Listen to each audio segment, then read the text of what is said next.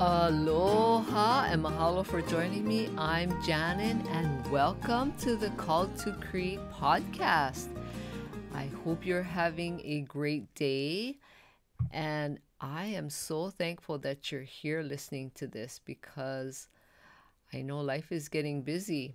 It's January. It's already like the second week of January. I don't know how it got there, but time is flying. So I want you folks to really make your life amazing this year. I mean, if it's not already amazing.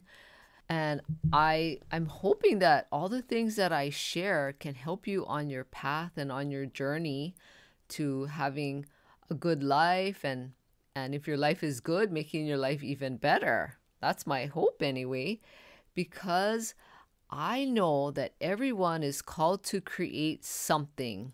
You are called to create something in your life, and I always mention that you have a purpose and you have a mission here on earth, and it's usually only God that can kind of give you the most clarity that you need, but you actually need to take steps, with the thoughts and feelings that you have about why you're here and the things that you're meant to do. That's why you're given gifts and talents and all of those wonderful things.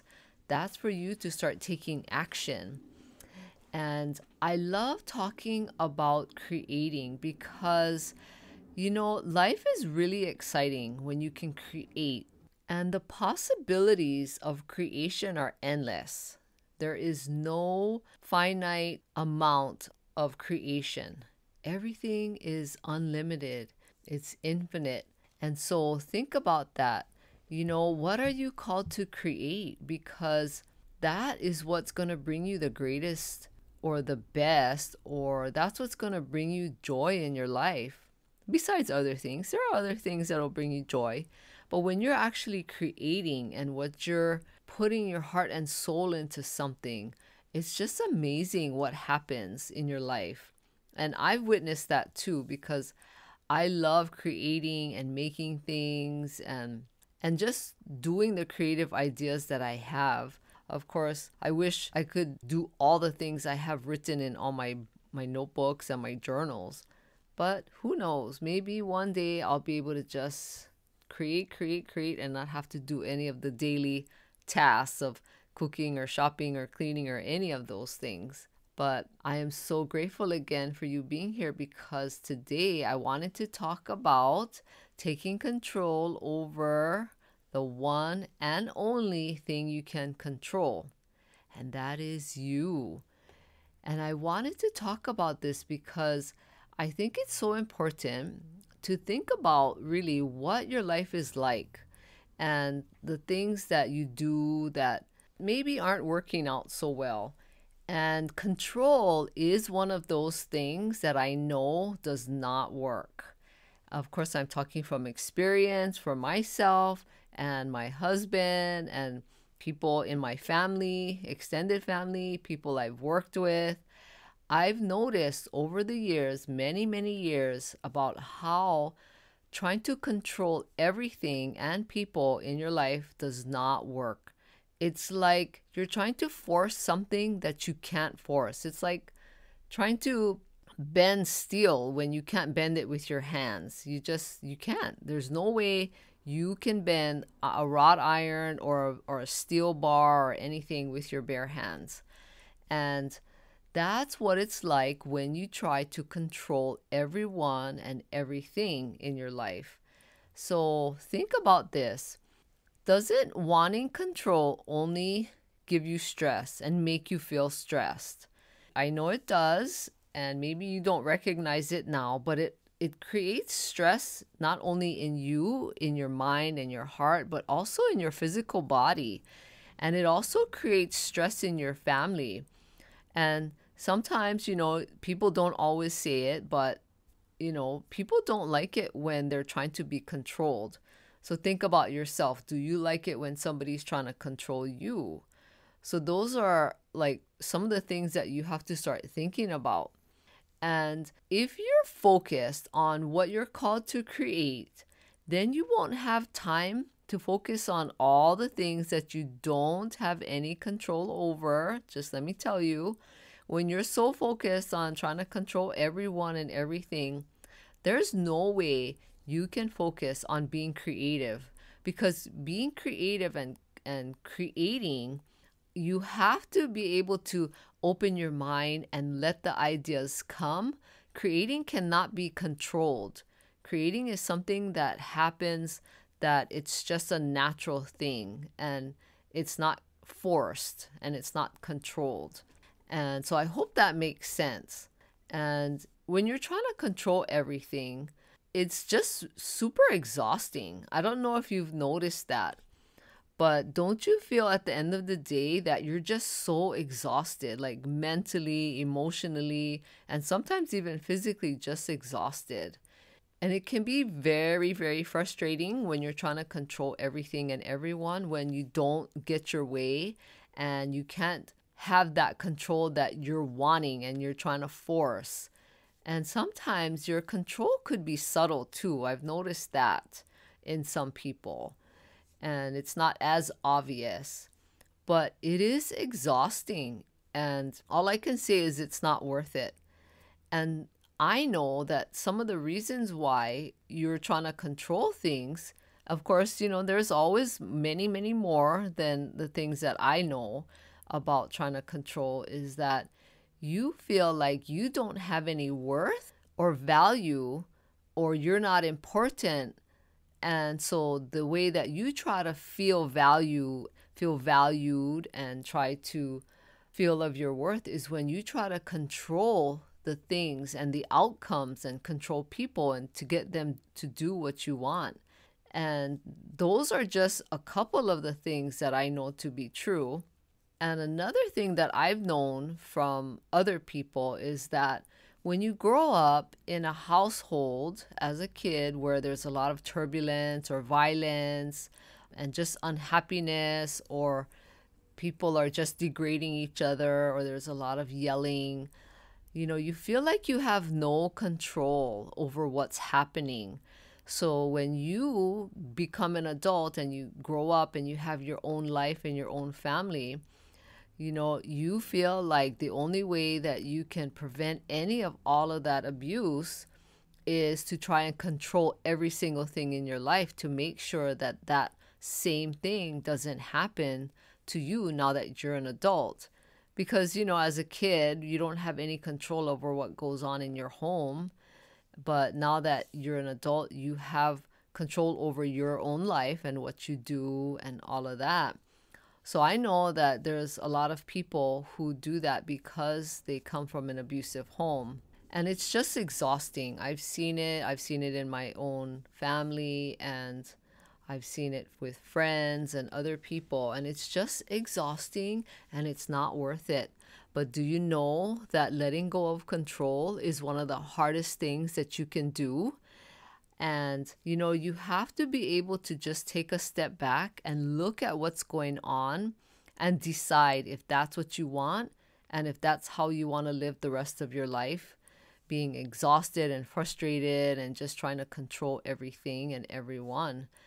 And I can tell you it's not worth it. Now that my kids are adults, I know I have no control over them, what they do. But, I let them make their own decisions and choices, and I try to give them advice, whether they take it or not. So I've learned to let go many, many years ago and not try to control everything that they do, which I wasn't really that controlling like that. Like, I was one of those moms where I would love it with the kids when they went out and played in the dirt and they were out climbing the trees and playing with their friends and all that kind of stuff. And I let them play in the rain. So I was one of those that I wanted my kids to have freedom like how I grew up. I had a lot of freedom. And I was one of those too, played in the dirt, climbed trees, all of that. Was out riding my bike. So I knew that for the most part, I couldn't control them. But, there are certain things that, you have to be aware of when you're raising little kids. But in general, you don't have to have control, but you have to give and take as well, too. Now, I was not a perfect mom, at all. I did a lot of yelling and spanking and all of that kind of stuff, which I regret now. But I know that, as I've been aware of the things that I've done, I've always made it a conscious effort to change and become better and let go of the things that I have no control over, because it is exhausting and it's not worth it. At the end of the day, you just kind of like aren't really sure about anything. But I know that I turn to God all the time for help, and that I know it's helping me to be able to recognize and be aware of what I do and how I treat people and all of that. And so I would encourage you to turn to God for help if you feel like you have to control everything, and ask God for help to be able to help you to let that go and to know that God loves you, because that's where I've come to, is that I know there's a better way of doing things because God has directed me.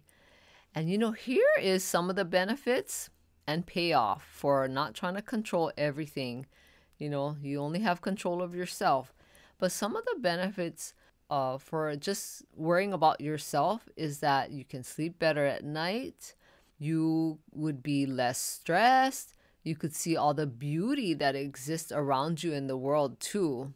That's one of the things that you don't really pay attention to, because you're looking down so much trying to control things in your world, that you're not looking up and seeing all the beauty and all the beautiful people in the world.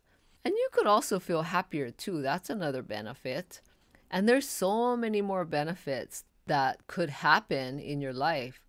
So think about it. I really want you to take a inventory of your life. I talked about that in another episode. At the end of the year, you have to take an inventory and see what worked for you, what didn't.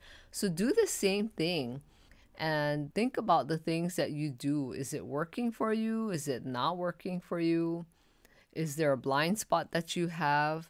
Because sometimes we do things, but we don't want to see it. Sometimes the things we do are just frustrating or painful, or we don't want anybody to know. So we tend to ignore it, but it's there. So think about it, because you can feel better. You can connect your heart and your mind together to be one, where you do things and it's just a benefit to you, and then it benefits everyone else around you. So think about this, because you can only control yourself and you can't control anyone else.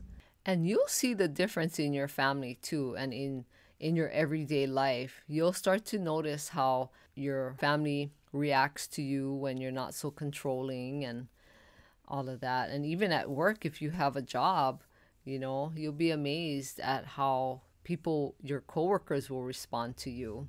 So think about this and do this today, because you have worth and value, and you don't need stress.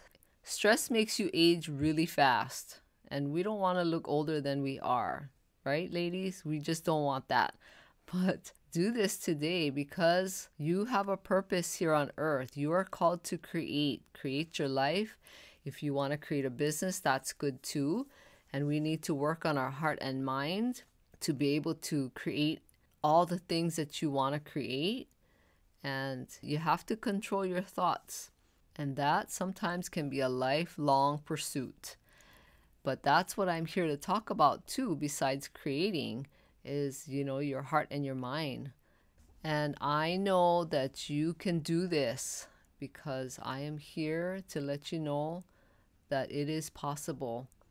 You have worth and value, and that makes things possible. Just make sure you partner with God, and you'll see amazing things happen.